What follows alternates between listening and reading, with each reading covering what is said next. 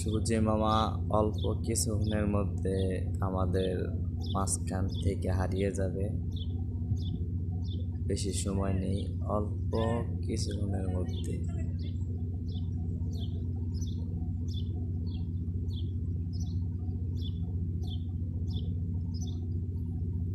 দেখা যাইতেছে আদা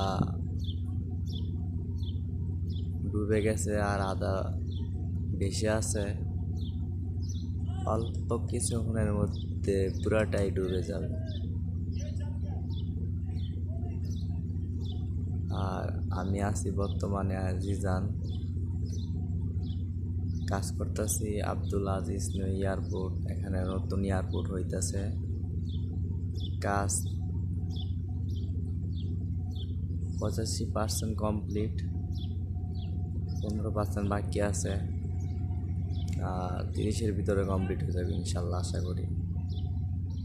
সূর্যি মামা অল্পক্ষণ আর অল্প কিছু বাকি আছে,